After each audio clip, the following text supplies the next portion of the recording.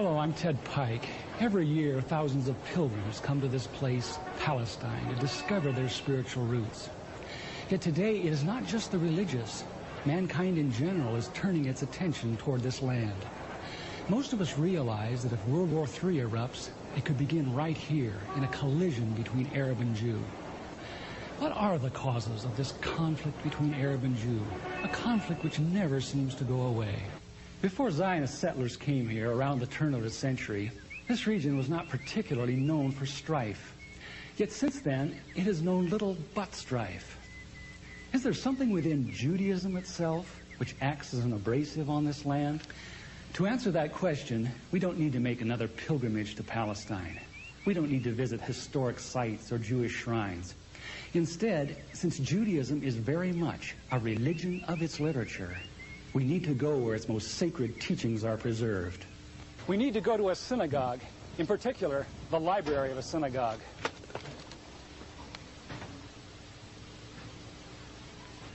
In every synagogue library, we find hundreds of books, but there are a few which tower above the rest in authority.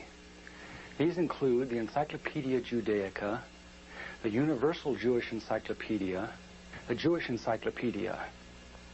In the oldest of these, the Jewish Encyclopedia, we encounter fascinating new perspectives on the inner teachings of Judaism, perspectives which are well known to most religious Jews, but unknown to Christians. Most Christians believe that the Judaism of the Old Testament is very similar to Judaism today. Yet the Jewish Encyclopedia, in its article on Judaism, says modern Judaism and the Judaism of the Old Testament are very different.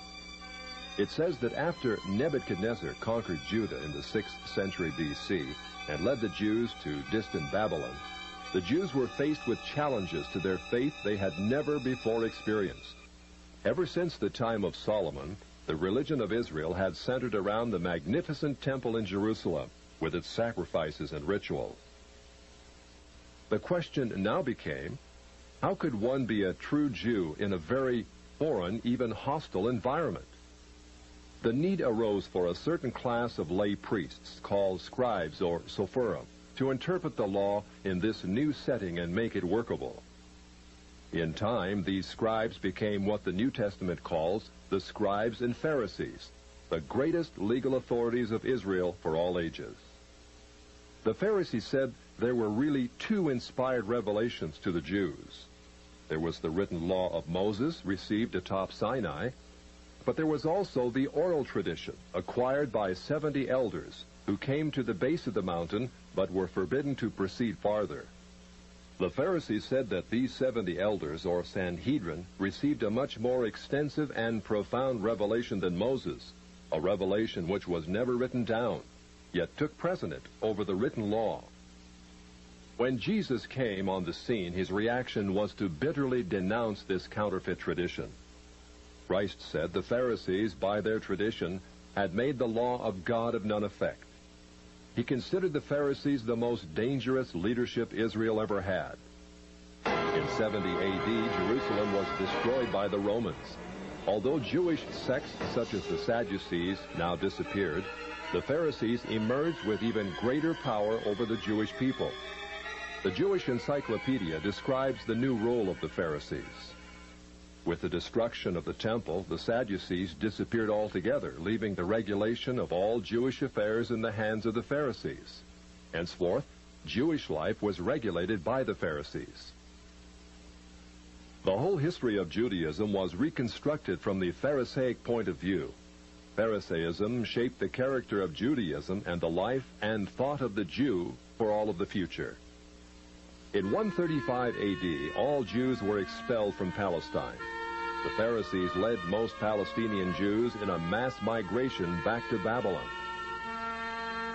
The majority of Jews were already in Babylon and had been since the time of Nebuchadnezzar 600 years earlier. Yet around 140 A.D., Babylon became the acknowledged land of refuge for world Jewry. For another 1,000 years, Judaism flourished in Babylon under the leadership of the Pharisees. Great academies of the rabbis were established and thousands of new laws formulated. There, those same Pharisees who killed Jesus Christ remained the undisputed rulers of Judaism. In Babylon, the Pharisees codified their oral traditions into the Babylonian Talmud, the written form of that oral tradition which Jesus so bitterly rebuked. The Talmud reveals how deep was Israel's apostasy. In her beginning, God gave the Hebrews the loftiest, the most upright literature and ethics the world has ever known. Yet when they turned their backs on him, they produced the Talmud, a work which has aptly been called a monument to human folly. The Talmud also helps us understand the basis for Christ's unflattering descriptions of the Pharisees. Jesus described the Pharisees as hypocrites, children of hell, blind guides, whited sepulchres, full of dead men's bones. He even described the Pharisees as children of their father the devil, a murderer from the beginning. The Talmud confirms Christ's words. In the Talmud, in Treatise Sanhedrin, an extensive passage describes the right of the Pharisee to kill anyone, just as long as he did so indirectly. As one of dozens of examples, the Talmud tells us that if one bound his neighbor and he died of starvation, he is not liable to execution. In such an indirect manner, the Pharisees also killed Christ.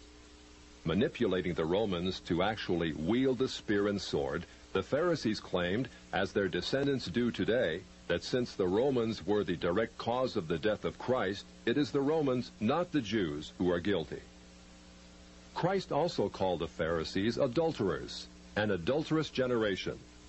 The Talmud provides generous loopholes for adultery. It says the penalty for adultery does not include sex with a minor, the wife of a minor, or the wife of a heathen. The Talmud also encourages seduction of unwed adolescent girls called designated bondmaids. But it's important how such rapes are performed. With the designated bondmaid, one is guilty only in the case of natural connection, but not in the case of perverse connection. The Pharisees reasoned that rape in a perverted manner is outside the jurisdiction of the law. Normal rape, however, was punishable. In Babylon, sexual perversion of every kind had been a way of life for millenniums. The Pharisees were deeply influenced by such practices. In 3 of the major treatises of the Talmud are found extensive passages which give legal endorsement to seduce and marry 3-year-old baby girls.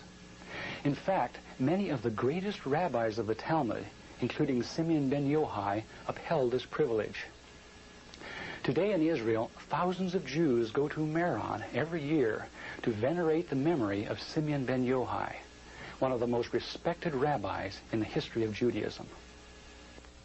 In one of dozens of endorsements of child sex, Simeon ben Yochai said, "A proselyte under the age of 3 years and a day is permitted to marry a priest." Agreeing with ben Yochai, the great Rabbah said, "When a grown-up man has intercourse with a little girl, it is nothing, for when the girl is less than this, 3 years and a day, it is as if one put the finger into the eye." The footnote to this passage says, "As tears come to the eye again and again, so does virginity come back to the little girl under 3 years." The same section confirms that sexual activity with small boys is in the same category. The intercourse of a small boy is not regarded as a sexual act. In addition to adulterers, Christ, in the story of the Good Samaritan, portrayed the Pharisees as racial bigots, too self-righteous to respond to the suffering of one who was not a Jew. It is true, because of the wickedness of the Canaanites, which included sodomy and infant sacrifice, Israel had been commanded by God to be harsh in her treatment of the inhabitants of the land. God made it clear that the Canaanites were not simply to be avoided, but destroyed. By the time of the New Testament, this method of preserving God's kingdom by separation and the sword had become obsolete. God no longer made a racial difference between men. But the Pharisees were unfazed by God's new agenda. The Talmud was finally written down nearly 5 centuries after Christ, yet its critical, even homicidal attitudes toward Gentiles might have been lifted out of the book of Joshua. However, the quickest way to grasp the Talmudic view of Gentiles is not directly from the Talmud, but from the Jewish encyclopedias. If we quote an isolated opinion from the Talmud, a rabbi may quickly object, saying, but that is not the overall opinion of the Talmud. That is not the definitive view. What the Jewish Encyclopedia provides us is a definitive overview of perhaps hundreds of rabbinic statements on any subject, giving us accurate summaries of what the Talmud generally teaches. In its article on Gentiles, the Jewish Encyclopedia begins to define what makes a Jew so different from a Gentile. According to the rabbis, only Israelites are men. Gentiles they class not as men, but as barbarians. Since Gentiles are not men in the fullest sense, so the Gentile is not a neighbor of a Jew. Further, since Gentile laws were too crude to admit of reciprocity, meaning too crude to be taken seriously, the Gentile was forever beneath the Jew. Gentiles were outlawed by God from the beginning, and thus had no property rights.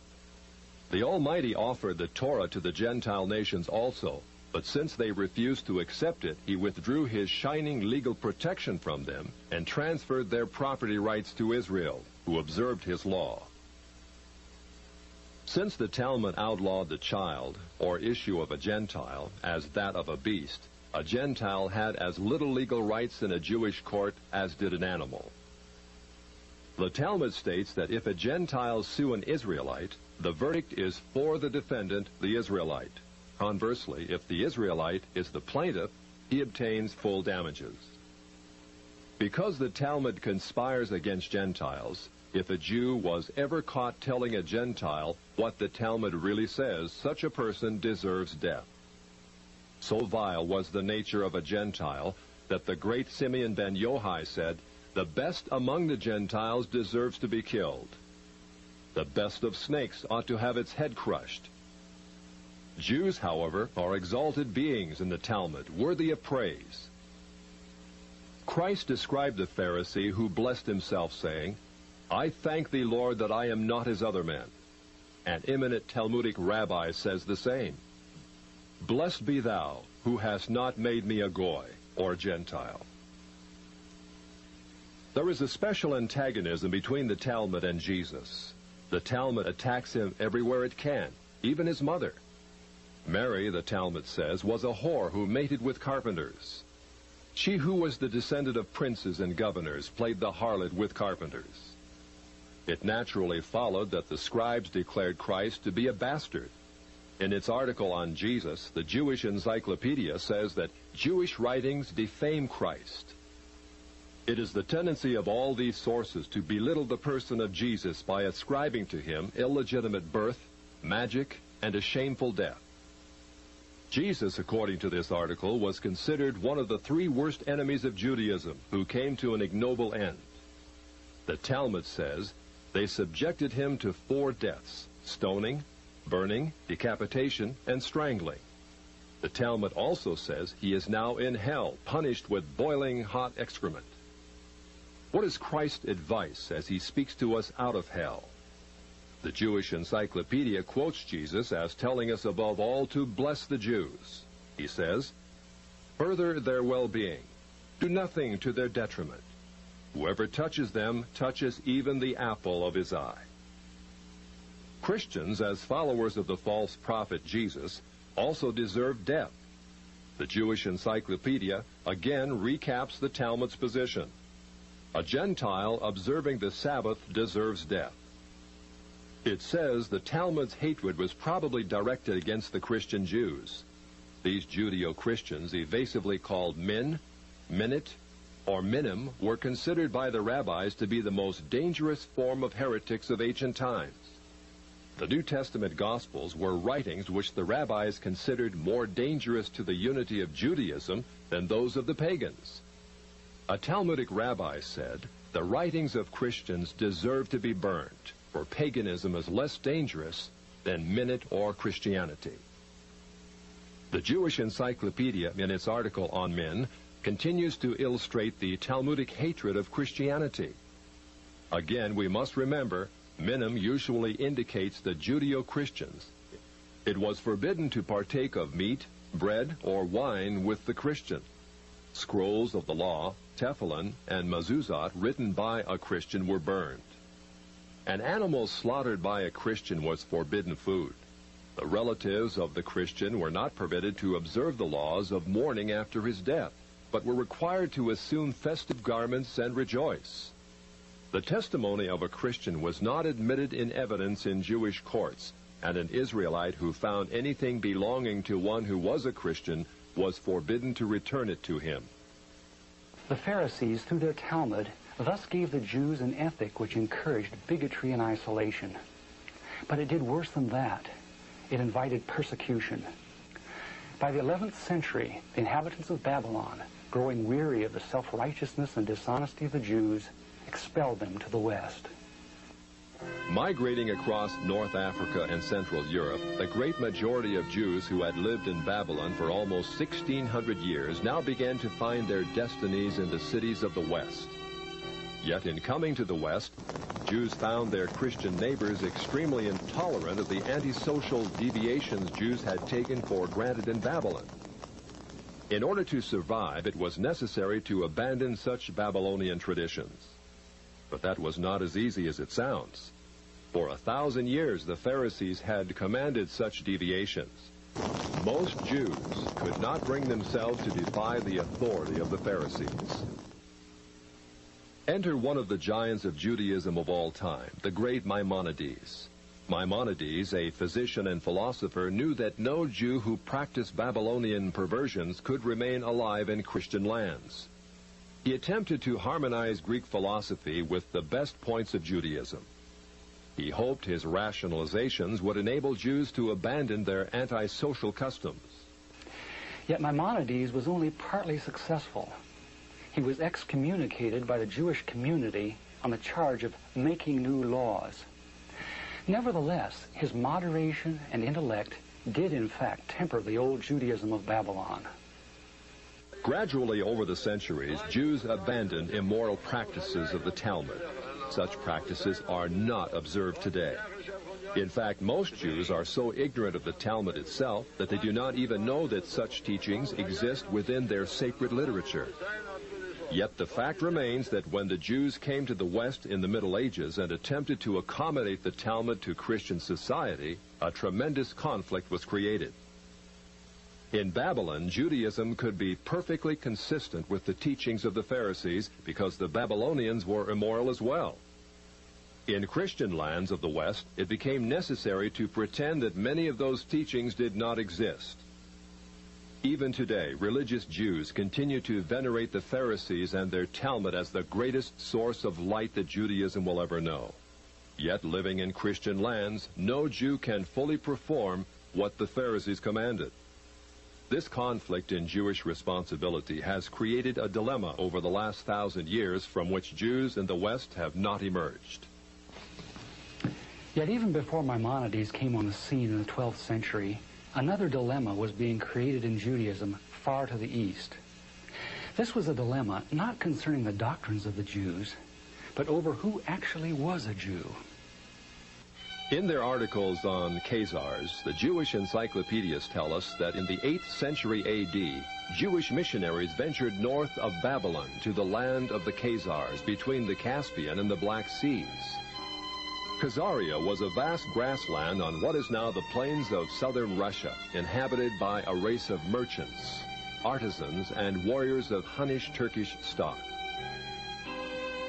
About 740 A.D., the king of the Khazars converted to Judaism and made it the state religion. Incredibly, within a few centuries, the people of Khazaria convinced themselves that they were not Gentiles after all, but the physical descendants of Abraham. Thus, by the 10th century A.D., a nation of proselyte Jews thrived in what is now central Russia. During the Middle Ages, the fierce Mongols from the east and Russians from the north drove the Khazars west out of their ancient homeland. Most settled in Eastern Europe, especially Poland, where they established communities of artisans and traders. Judaism thus became divided into two basic groups which remain today: the Ashkenazim, which are the Khazars of the east, and the Sephardic Oriental, which are Jews of Spain, Turkey, and lands bordering on the Mediterranean. Today, the Ashkenazim, or Khazars, are the vast majority, about 80% of those who call themselves Jews. The two most recent premiers of Israel illustrate these two racial types. Shimon Peres is a Sephardic Jew from authentic Jewish stock. Yitzhak Shamir, like Menachem Begin, is Ashkenazim, or Khazar in origin. In Poland, these ancestors of most modern Jews thrived. In fact, they actually became more zealous Jews than their theological cousins to the west, the Sephardim. The Khazars were fascinated with that mystical aspect of Judaism called Kabbalah. Kabbalah was the Jewish form of ancient Gnosticism, a belief that God is unconscious yet everywhere, revealed in different levels of refinement throughout the universe. Of course, Judaism was always unique among ancient religions in its belief in a single conscious God, a God not only capable of creating the worlds, but of punishing evil and rewarding good. Like Eastern religions, however, the Polish Kabbalists believe that God in his purest form is utterly remote, unknowable, without opinions about right and wrong. Instead, his being filtered down through many gradations, or sephirot, until it reached Israel. Israel, according to the Kabbalah, was the visible, rational emanation of God in this world. Below Israel was confusion and darkness, represented by demons and the chaotic world of the Gentiles. What excited the Khazars was that Kabbalah preached revolution. It said that Jews, as superior beings, were destined to rule the world. In the Zohar, which is the written text of Kabbalistic lore, we find the arrogance and ambition of the ancient Pharisees very much alive. In a typical passage, the Zohar teaches, living soul refers to Israel, who have holy living souls from above, and cattle and creeping thing and beasts of the earth to the other peoples who are not living soul. Only by the overthrow of the Gentiles, the Zohar asserts, can Israel regain its position as God's Shekinah glory on earth. The Zohar calls Gentiles Amalekites. In a passage typical of many, the Zohar says they caused the destruction of the temple, so when God reveals himself, they will be wiped off the earth. Redemption will not be complete until Amalek will be exterminated. But once Israel shakes off Gentile dominion and Christian influence, heaven will descend to earth. The Zohar says Israel will fulfill her predestined role, ruling the world under the leadership of her Messiah.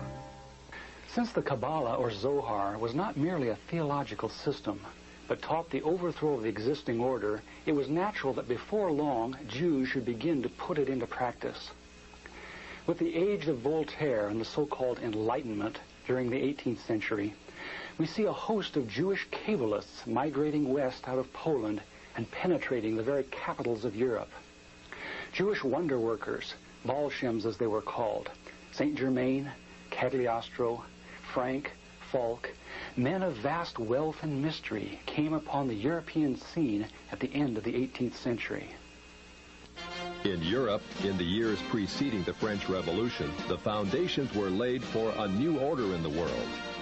Kabbalists such as Adam Weishaupt helped establish the ultra-secret Illuminati, which became a cover for plots and intrigues that would begin the erosion of Christian civilization. At the same time, beginning with Jewish philosopher Moses Mendelssohn, many Jews began to perceive their religion not simply as a means of personal salvation, but as a way to reform society at large. Many Jewish activists said that, starting with such revolutionaries as Moses and the prophets, Israel had always had the social objective of righting injustice and taking the part of the downtrodden. It was the duty of every Jew, they said, to come to the aid of the oppressed working masses, called the proletariat, in their historic struggle against capitalistic bondage.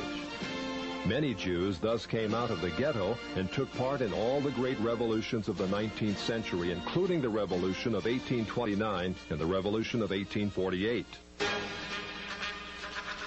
It is thus not surprising that as the 20th century dawns, we find Jews turning their attentions to the overthrow of one of the last monarchies still opposing Jewish advancement, the Romanov dynasty of Russia. It is well known that the Jews had long hoped to overthrow the Tsar.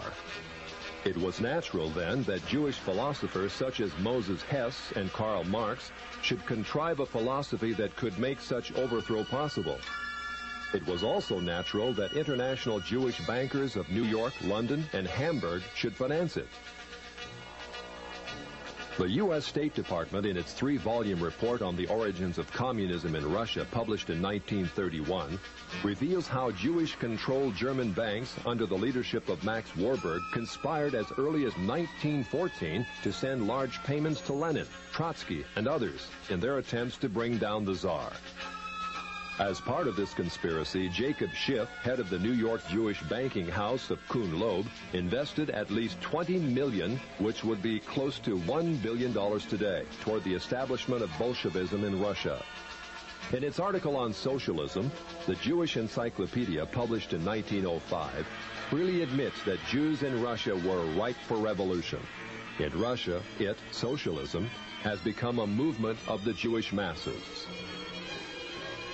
The later Encyclopedia Judaica tells us the communist movement and ideology played an important part in Jewish life, particularly in the 1920s and 1930s, and during and after World War II. The Judaica, in fact, presents an extensive list of the most powerful Jewish leaders of Bolshevism, which included Trotsky, Sverdlov, Zinoviev, Kamenev, Litvinov, Kaganovich, and many others.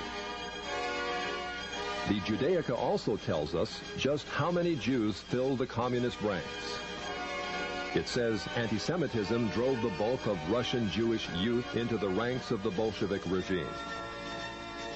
When the white Russian patriots heroically attempted to regain their freedom from the Jews, the Judaica says compact Jewish masses were utilized by the Bolsheviks to suppress such counter-revolution.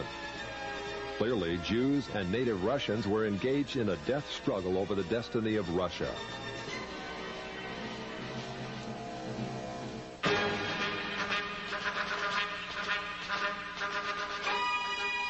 Unfortunately, the Jewish masses won. A rare photo shows the First People's Commissariat. From left to right are Uritsky, Trotsky, Zinoviev, Sverdlov, and Kaganovich, all Jewish. In 1918, intelligence services of the Western powers were buzzing with reports that communism was an international conspiracy fomented by atheistic Jews. British, Dutch, American, and other intelligence reports confirmed that Jews filled the Bolshevik ranks and that as much as 75% of all Soviet commissars were Jewish. In the Illustrated Sunday Herald of February 8, 1920, Sir Winston Churchill commented on what had almost become public knowledge. There is no need to exaggerate the part played in the creation of Bolshevism by these international and, for the most part, atheistical Jews. It is certainly a very great one. In the decades following the revolution, the question became, how much influence do the Jews still exert on the Soviet experiment? Although many of the Jewish kingpins in Bolshevism perished in Stalinist purges in the late 30s, none other than Nikita Khrushchev gives us an eye-opening view of just how many Jews were still in the Soviet government. Speaking to a delegation of French socialists, Khrushchev admitted in 1956 the government has found in some of its departments a heavy concentration of Jewish people, upwards of 50% of the staff. Because communism has historically been top-heavy with Jews, the Soviet policy of so-called anti-Semitism, much protested by Jews in the West, may in reality be but a ploy to distract the world from communism's Jewish past. Although most Jews have indeed been removed from high-profile positions in the Soviet hierarchy over the last 30 years, still Jews remain highly favored when it comes to immigration to the prosperous West. Since World War II, more than 1 million Jews have been allowed to leave the Iron Curtain, sometimes in waves of up to 52,000 a year. This contrasts to the grim reality that if even one Gentile attempts to escape, he would be lucky to receive only 15 years in prison. Jews, then, have played an enormous role in the Soviet experiment. Yet, as the Jewish Encyclopedia, in its article on socialism, again tells us, the passion of many Jews to socialize the world was not confined to Russia. As peddlers of socialism, it tells us, Jews must be reckoned among the pioneers of the socialist parties in America. As a case in point, a flood of socialistic Jews entered the FDR administration and helped pioneer the New Deal for America.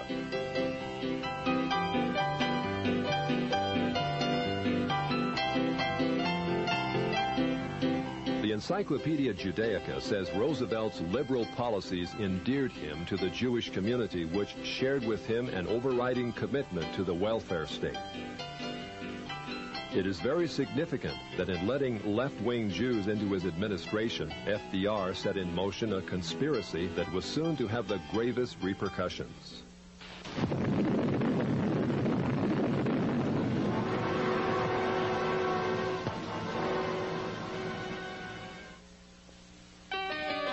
As part of his policies, FDR hired a German communist, Klaus Fuchs, a scientific genius who helped mastermind the atomic bomb. Yet Fuchs also headed a ring of 8 highly influential Jews who delivered the entirety of our atomic technology to the Soviet Union in the early 1950s. They included Julius and Ethel Rosenberg, David Greenglass, Harry Gold, Sidney Weinbaum, Morton Sobel, and others.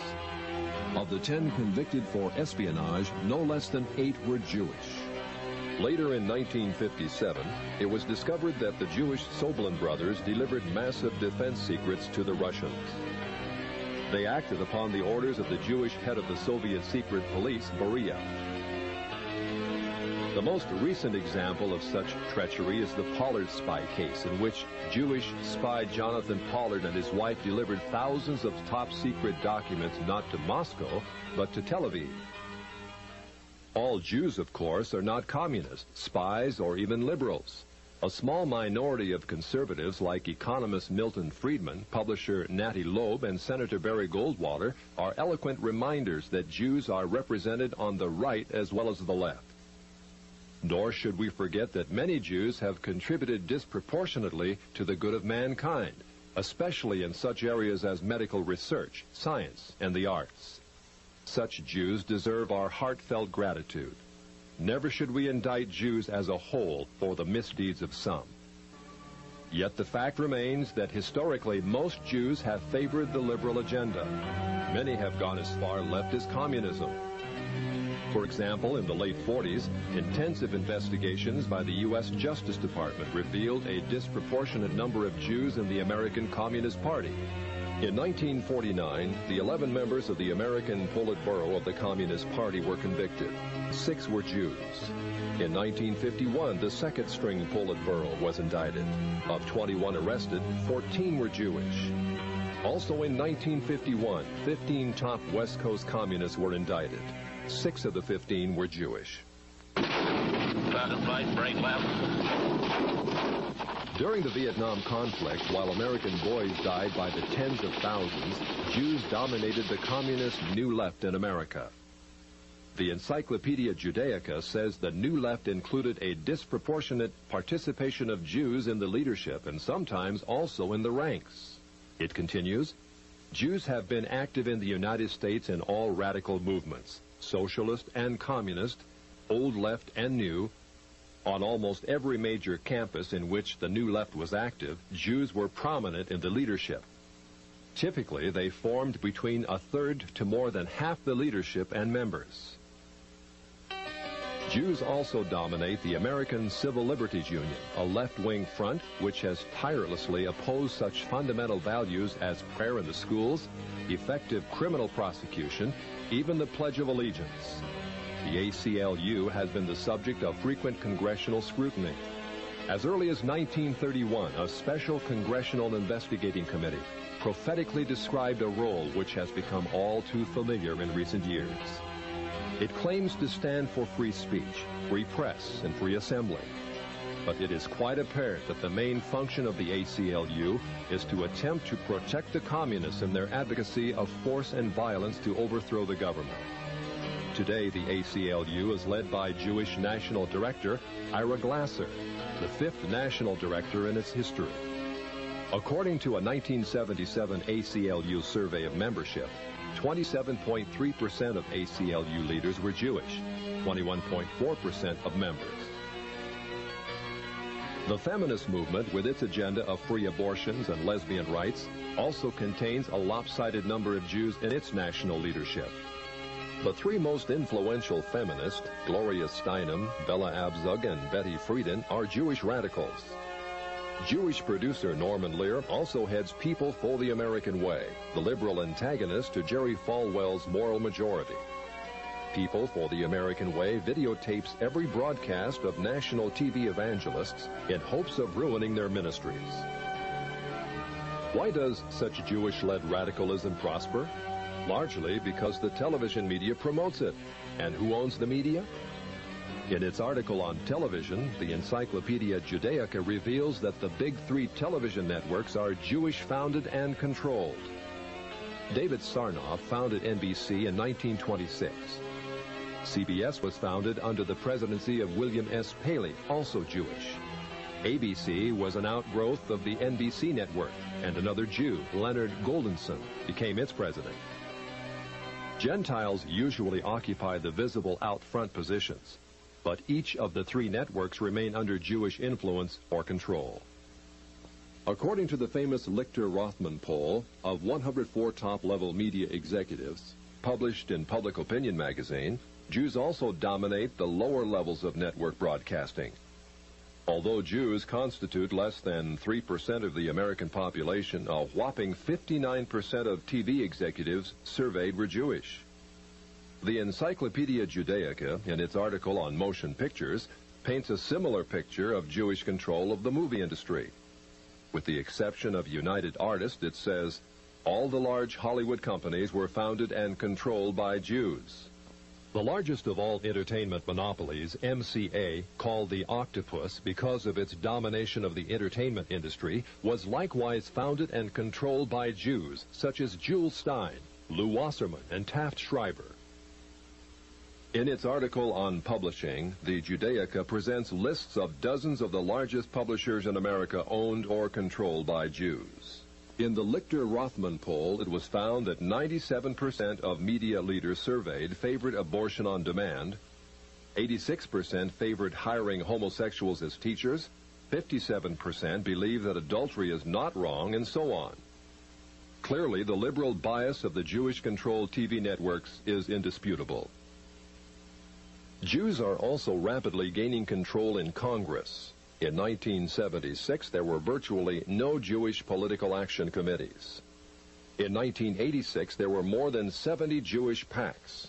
In 1972, there were 2 Jewish senators and 12 Jewish representatives in Congress. In 1986, there were 8 Jewish senators and 30 Jewish representatives. In 1986, more than 50% of the budget of the Democratic Party was paid for by Jews, with Jews paying 25% of the Republican budget. As our study in the synagogue library reveals, there does exist a tendency toward Jewish domination of our society. Where is all this headed? The Right Honorable Winston Churchill wrote, "It may well be that this same astounding race may at the present time be in the actual process of producing another system of morals and philosophy as malevolent as Christianity was benevolent, which, if not arrested, would shatter irretrievably all that Christianity had rendered possible.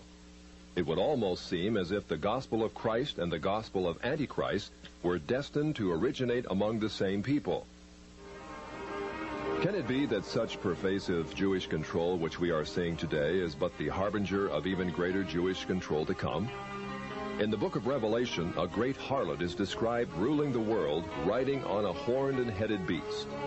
Throughout the Old Testament, Israel was described as a harlot, the mother of spiritual whoredom among the nations. Is the harlot of Revelation actually Israel riding upon her false Messiah, the Antichrist? Today, many believe Israel is on the road to the fulfillment of the prophecies of Isaiah. A great Jewish temple is being planned. A priestly class called the Kohanim is being readied.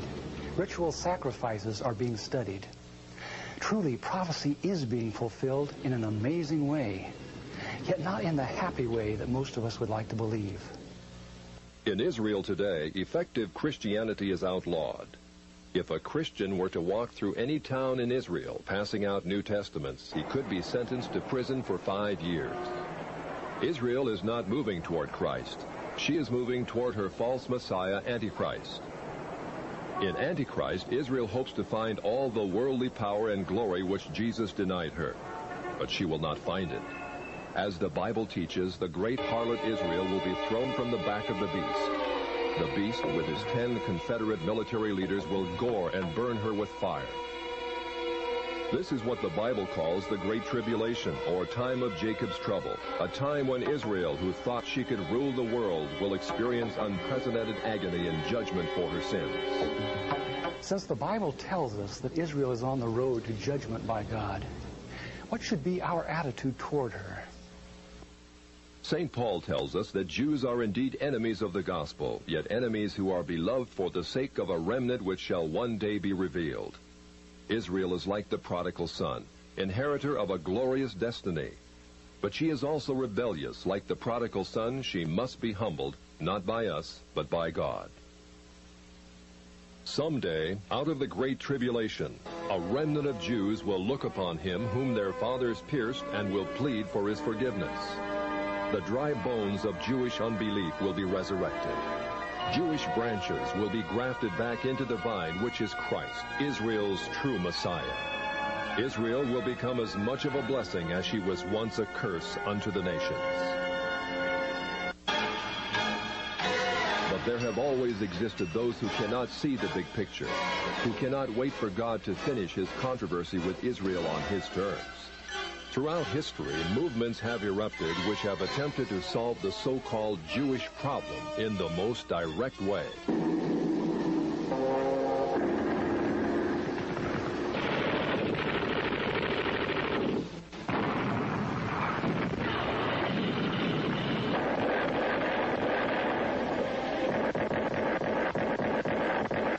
Yet all such anti-Semitic movements have ended in defeat.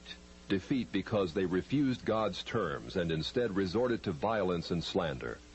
Elevating themselves to racial superiority and debasing Jews as racial degenerates, anti-Semites have become loathsome to all mankind.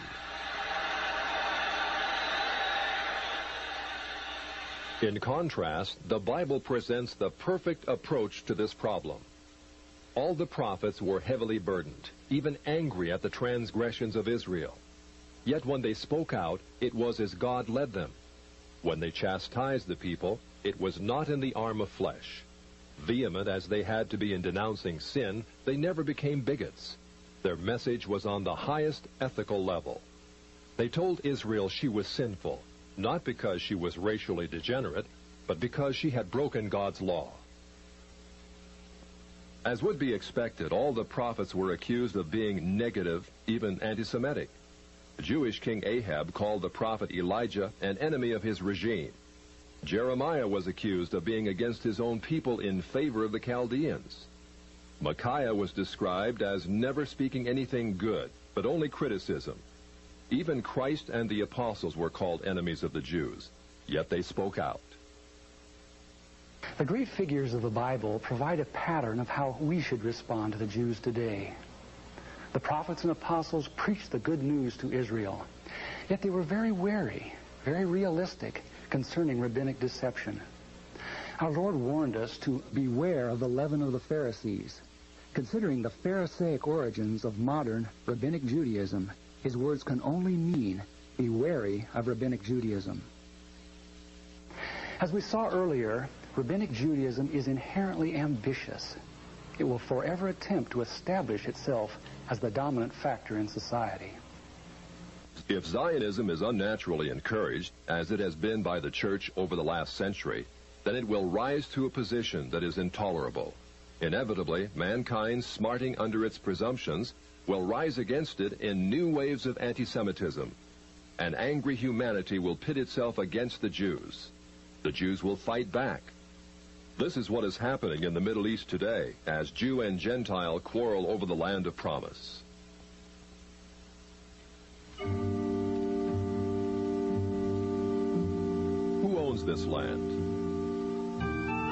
In her beginning, God promised that through the physical people of Israel, a spiritual blessing, Jesus Christ, would be given to the world. Just as a physical people was necessary, so also was a physical land. Throughout the Old Testament, God repeatedly tells the Hebrews that the land of Palestine is promised to them and their seed forever. Yet in order to occupy this land, Israel must be obedient to him. If not, God repeatedly demonstrated in the Bible that he would actually invite the peoples surrounding Israel to invade and occupy. Only when the Hebrews finally cried unto God in repentance did he allow them to possess a land dedicated to obedience. God's demand for obedience is thus a standard before which both Christian and Jew must bow. Moses, a spiritual colossus, wanted to go into the land, but God would not let him because of one infraction. Today, Israel has rejected God's Son for 20 centuries and given first allegiance to those who crucified him, the Pharisees. Yet we are told that God is delighted that they dwell in the land. Does obedience no longer matter? It does. Someday, as in the days of Joshua and Nehemiah, Israel will give God the obedience he demands. They will return to this land in blessing. But until that time, as long as Israel continues to force her unbiblical occupation on the Arabs, this region will only know strife. The Arab world will continue to try to expel the Jews. The Jews will strike back and forth, generation after generation. The discord will be unending. This land will continue to bleed. It is the duty of every Christian to support the humanitarian needs of Jews, to preach the gospel to them. But it is not our duty to assure them that a land of promise may be occupied without obedience. Neither is it our duty to fight a war in the Middle East in defense of Israel's unbiblical claim. It is time we return to God's law, a law as old as this land, as old as the God who gave it to the Jews. If we ignore God's requirement of obedience, we only postpone that glorious day when Israel will become what she was meant to be, a place of rest and healing to the nations. If America is to continue to possess her land of blessing, she also must return to the God of her fathers. It is true, the Bible prophesies that Jewish international control, or Babylon the Great, will gradually come to dominate the world. Yet the Bible also promises that if a nation turns to him in repentance, he will postpone the judgment he himself has predicted. God is already showing us how he can slow down the Zionist timetable. In 1982, Israel invaded Lebanon, ostensibly to destroy the PLO threat from the north. Yet in doing so, she unleashed a reign of barbarity and destruction unequaled in this decade. Not only did Israel bomb Beirut to rubble, killing thousands of civilians, but she actually encouraged the infamous Shatila massacre by providing aerial lighting for the three-day slaughter of hundreds of innocent victims. Despite the bad publicity surrounding such atrocities, Israel was confident that her massive firepower and support from America would make Lebanon her conquered colony to the north. Yet God judged Israel. Like Pharaoh in the Red Sea, he caused Israel to flounder. Today, Israel is a nation in turmoil, divided, unable to regain the respect of the world. Although Jewish power continues to increase ominously in the United States, the fact remains that God is able to slow it down, but only if we as a nation turn again to our Creator. We must repent of the national sins which have weakened our moral fiber and allowed the forces of Satan to dominate us. In a moment, we'll explain how you may educate others concerning this threat. Yet education in itself is not enough to hold back a demonically empowered conspiracy. We have to have God's power, a power which only comes through total consecration to Him. The communist movement demands that every true Marxist be willing to give up everything, even his own life, for the cause. If we are to have power against the Antichrist, we must do as much. We must give our lives totally to Christ, willing to do anything, give up anything he might ask. Only by such a death to inner hidden rebellion can we really have power in the spiritual realm. Only by such sanctification can we know what it is to walk with God as true Christian soldiers, capable of action, but also of hearing the Holy Spirit's voice of love and restraint. The first step toward holding back Zionist expansion is thus: national revival, a transformation of hearts that begins in each one of us and then spreads across this broad land. But just as importantly, the church in America must turn from its unconditional support of Israel. For 3/4 of a century, the church has aligned itself with bloody and arrogant men in the Middle East. In bidding them Godspeed, it has become a partaker of their injustices. Tragically, such a policy has alienated the Muslim world from the gospel. Because the church has historically ignored the plight of the Palestinians and sided with their oppressors, the Israelis, the Arab world has closed its ears to the message of Jesus Christ.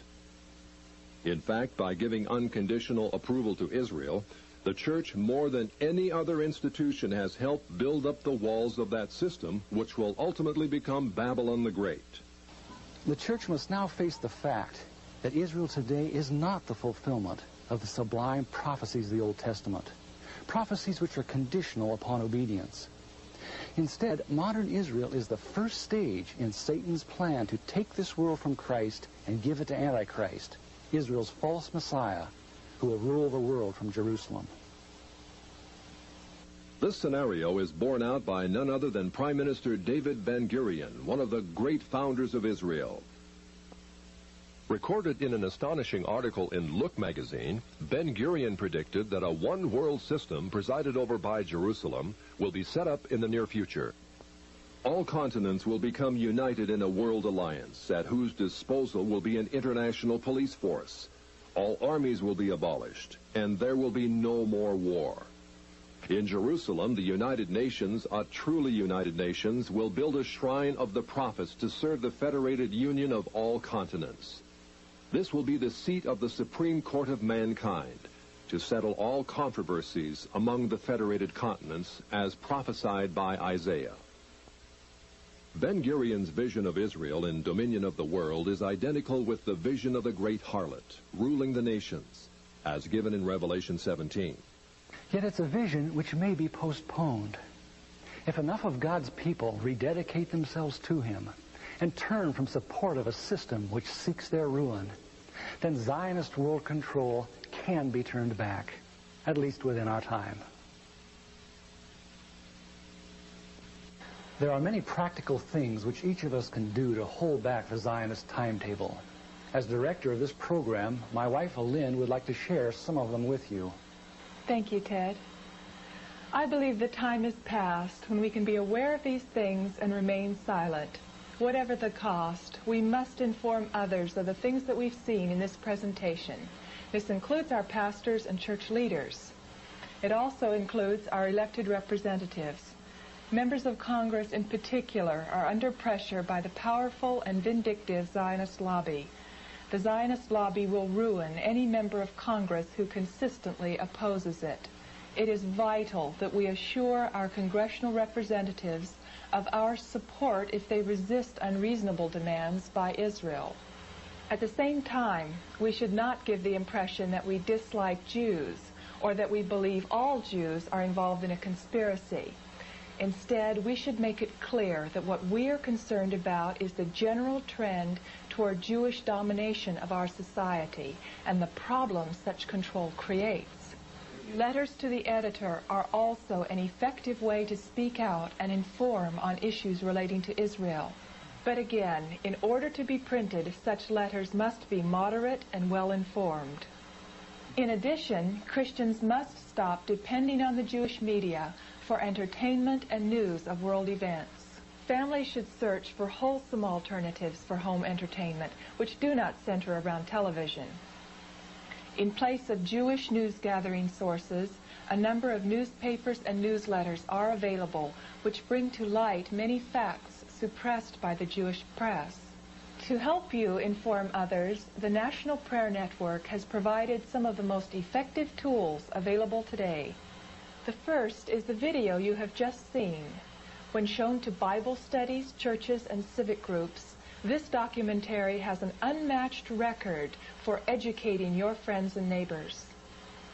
In addition, the National Prayer Network provides 3/4-inch video cassettes of the Other Israel video for airing on cable TV stations nationwide.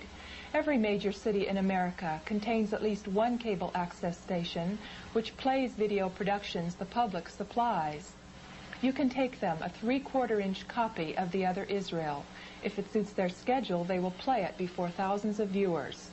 Through ads in newspapers, church bulletins, and other means, you can publicize your own showing of the Other Israel.